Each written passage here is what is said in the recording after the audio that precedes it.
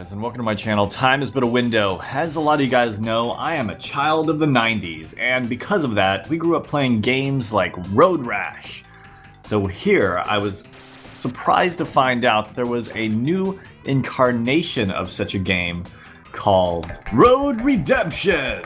So a friend of mine actually had bought this for me a couple years ago, and we never actually got around to playing it because it didn't have any multiplayer until recently. But they finally released the multiplayer to this game, so we were able to see how it plays. Yeah, I thought I was talking, but I wasn't. Alright, the game driving around, I have already racing. I have no idea where everything is at.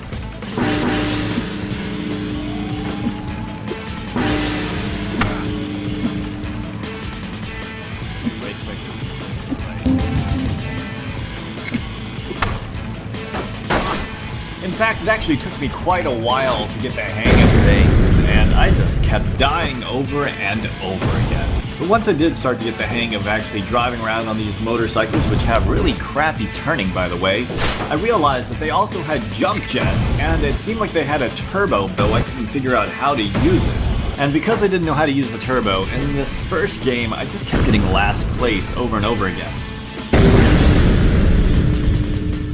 By the next game, I was able to figure out how to use the turbo, and this changed everything for me. And I'm not sure if it was just luck, but here's how the first race when I figured out how to use nitro went. You can't turn, just kill yourself. You can do it that way. Okay. It's always good advice.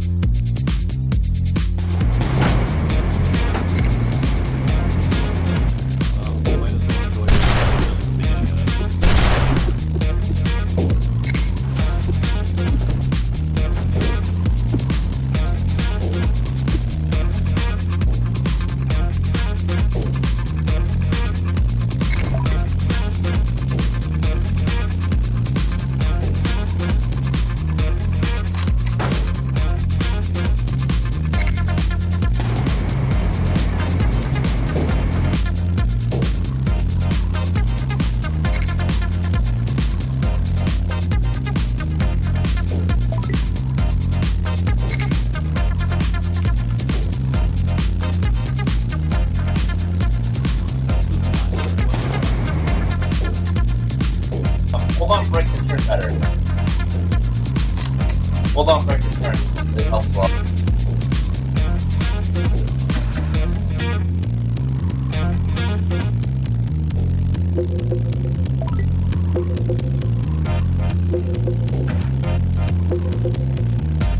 As long as you hold on, break, it's a lot better.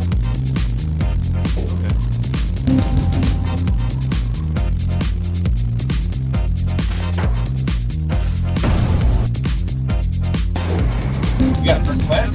Wow. Did I? Is it over? Yeah. That was it.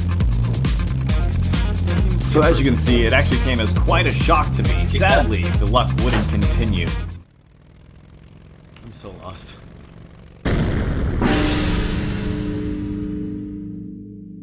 Now, I even gave this map a little bit of credit later on, even though I wasn't able to win any more races on it. Having this rooftop racetrack was actually quite fun. I think a lot more of the courses should be designed like this, rather than just regular street maps. Got him. The final race was another really close one, and we needed this one for the red team to win. Luckily, we were able to pull the win, but as you can see, I was in first for the beginning of it. But then I lost control of my vehicle, and let's just say they had my driver's license revoked.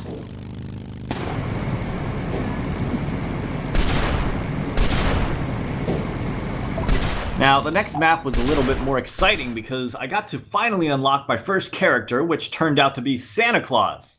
And I hoped that would go better than it did, but it seems that Santa isn't the greatest biker in the world. If only I could have ridden a sled instead of a motorcycle.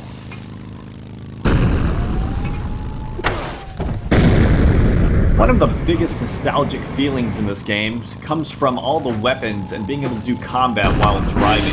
You get bombs, guns, and grappling hooks, and a bunch of other things such as bats. And you just try to take out the opponents any way that you really can. And some of that actually came down to some pretty fun gunplay.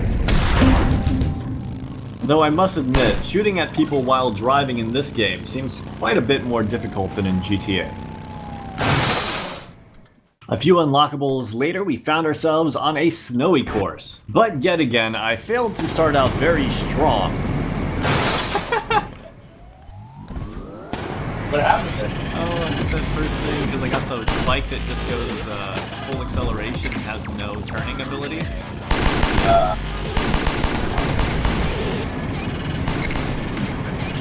Luckily, because of the bike's high amount of nitrous and acceleration speed, I was actually back in first place without even realizing it. That is one thing about this game. Once you get a bit of a lead in the first place, as long as you don't make any big major mess-ups, you don't seem to see anyone else. And in a way that's good because that means that you can keep your lead, but in a way that's bad because that means that anyone behind you has no real chance of catching you since they can't shoot you or blow you up.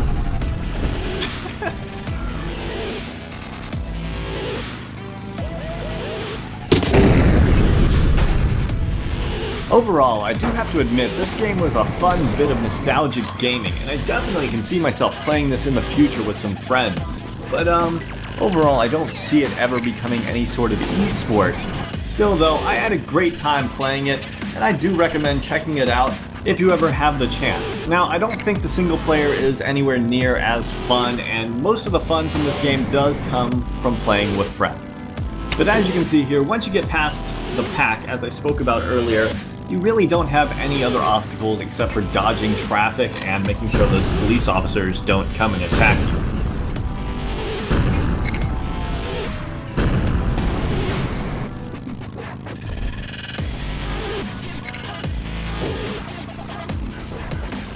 I'm going the right way.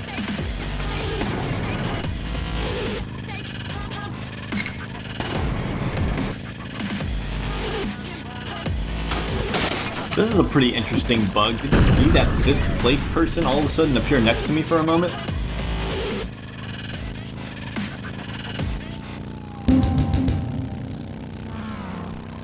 That's awesome. I got first.